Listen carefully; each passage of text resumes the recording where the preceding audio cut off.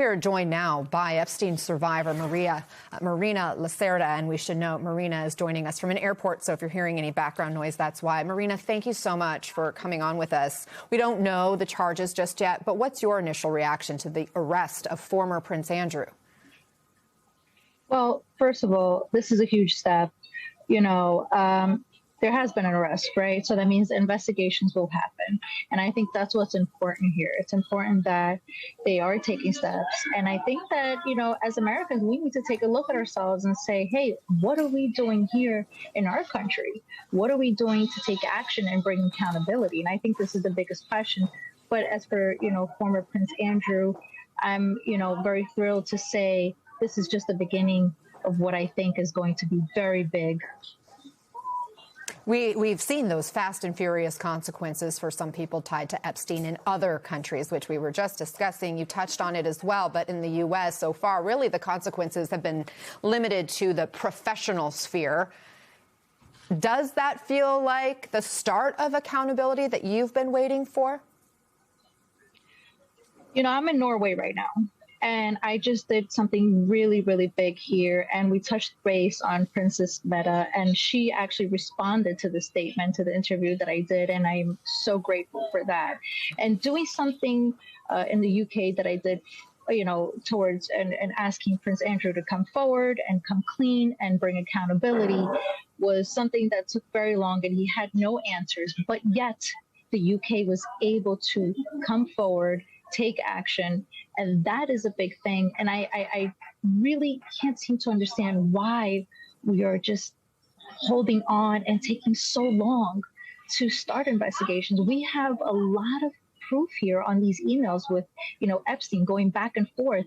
And it's just very confusing why we're taking long, why the DOJ, why the FBI has not yet to take action. And it's something that all American people need to start asking. We are in the United States of America.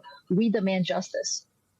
We did see, of course, Ghislaine Maxwell face justice for her actions involving Jeffrey Epstein. And you have this ongoing oversight committee investigation with lawmakers who went to Ohio yesterday. They deposed Les Wexner, this billionaire who was a pivotal financial partner of Jeffrey Epstein's. But Wexner denies any wrongdoing. He claims he was conned by Epstein and was unaware of the crimes. We do know the DOJ had listed him as a possible co-conspirator in 2019, thanks to all the documents that have now come out as part of the Epstein Transparency Act. And yet he told those lawmakers that the DOJ and the FBI never questioned him. What's your reaction to that? I think the FBI and the DOJ seems to be lacking, to do their job, right? I think we already have to go back when they didn't redact our names correctly, and then they redacted all these names, including Les Wexner. His name was redacted until we had Congress go there and figure out that, his name was there, and he is one of the people that we should be investigating. I think the DOJ and the FBI are really, really having a tough time doing their job.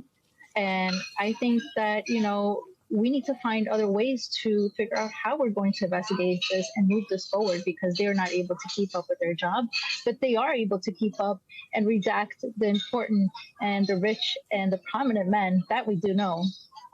We saw Attorney General Pam Bondi say, as she was testifying before lawmakers, I think it was last week now, the DOJ would welcome survivors reaching out with more information. Have you had any communications with the DOJ? I was there at that hearing with Pam Bondi, and I got to say, she really dehumanized us. It was really, I would say embarrassing on her behalf not to turn around and acknowledge us. The DOJ has not reached out. The FBI has not reached out. Pam Bondi has not reached out. Kash Patel has not reached out. And I love how they say that they have a clear communication line with us. And I got to say, it is not true. We have tried. We will continue to try. And it would be an honor to meet with them. And actually, maybe they should feel honored to meet with us, because we have a lot to tell them. What does it tell you that they haven't reached out? I think that at the end of the day, they're protecting somebody. We all know that, right?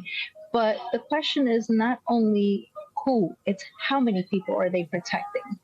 And at the end of the day, we know too much. and they don't want to know what we know. But in those files, which they have read unredacted, completely unredacted, they do know what's in those files. They know who's in that file, in those files. And I think it's really a question that we all really need to be asking. It's what I said before. Why haven't we taken the step to investigate all these men? And in some cases here, it looks like there are some women involved as well. Marina Lacerda, thank you very much for speaking out. Thank you for your courage to come forward and to keep shining light. We really appreciate your time. Thank you so much.